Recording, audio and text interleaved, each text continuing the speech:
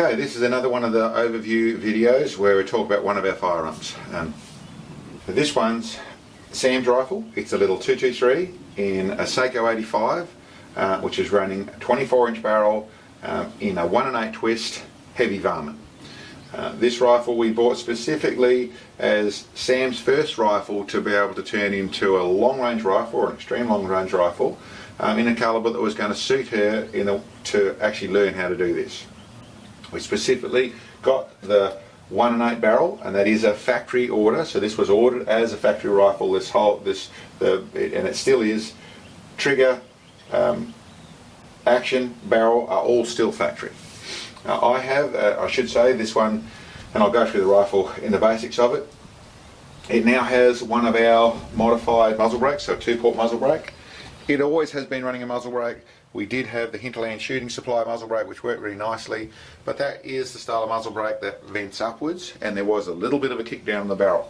Not a lot, being a 223, but still a little bit of a kick down. So I've actually built up one of these to stop it and make it cycle very straight in the way it shoots back.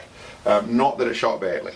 You know, we have got, or Sam has got, 4-inch groups out at 1,000 yards reasonably consistently with this rifle, and it will group in the 100 yards, where it is a rifle that once again will group down in the 1/4 inch. It'll actually group lower than that. On average, it's a 1/4 or a 1/3 is roughly what it is. And as said, that's also replicated with Sam at 4 inches out there at 1,000 yards. Anyway, that's the rifle. Ammo wise, I should talk about, we went with the 1/8 because we're going to run an 80 grain bullet. With here we've got a couple of the rounds. This is actually our hand loaded round. That's in the 80 grain, that's actually a 80 grain Sierra Match King. We tend to run now the 80 grain or 80.5 grain in the Berger. Next to it is a 75 grain in a steel match round. You can see the difference in how far we've got the projectile pushing out. Lets us run more powder, lets us get up to a running 10th thou jump, but it does mess things around the way of trying to load it, and I'll go through that in a little while. What we do have on here is an Atlas bipod. This Atlas bipod, I've taken the quick release lock off it, or clamp off it, and I've actually just etched into the bottom of the stock.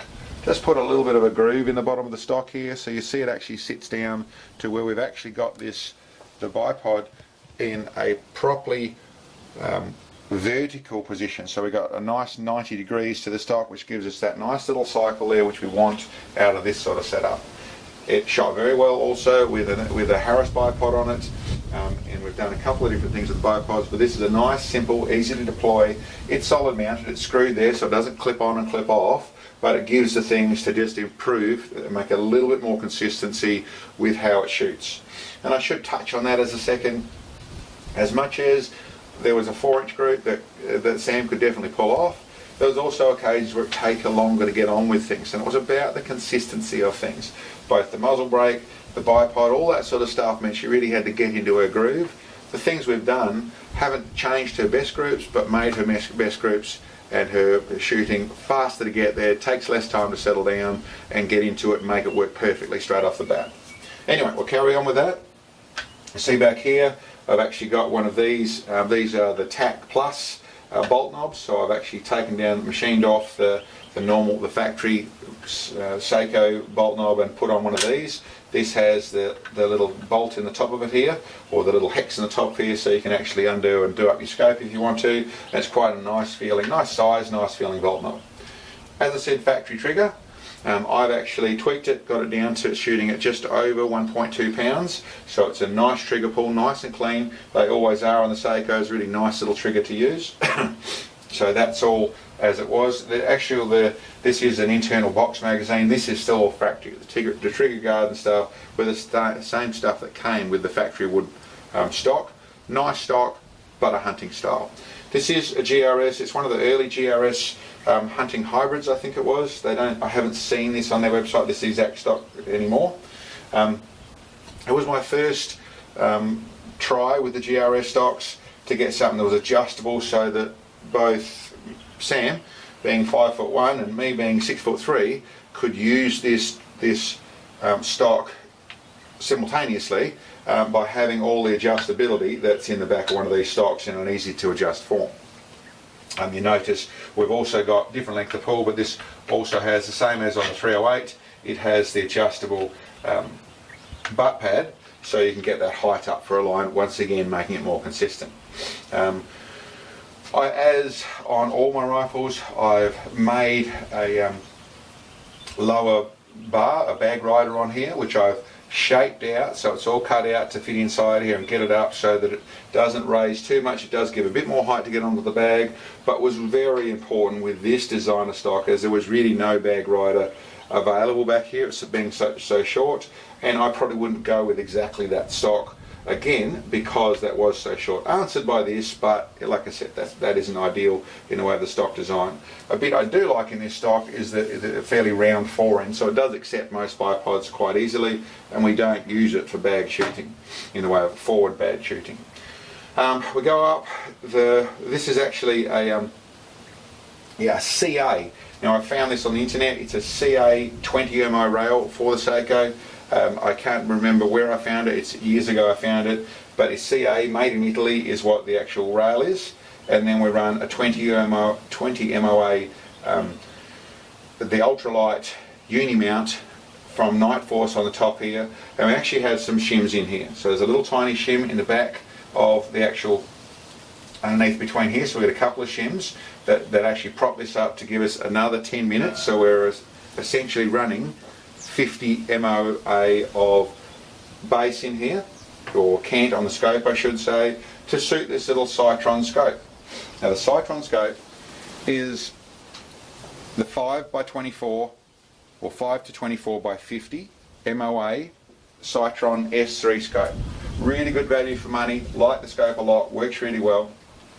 If you come up close you'll see some things that I didn't like so much. You know, they have this gold or copper writing on there. It's a little bit harder to see. So I actually made up these stick-on. They're just basically decals that are made up to go on there. And the other thing the Sightrons do is they have, their numbers just go round from 1 to 14, straight round. So left and right got a little bit confusing with some of the calls of where Sam had to put stuff. So I've actually changed it to where I put on right and left with another little sticker on there. So the last bit in the way of stickers, if you look inside under here, it's not awesome, but it works. There's another little sticker I put in here which gives you a reference of how high you actually are to be able to make it a little bit easier to call.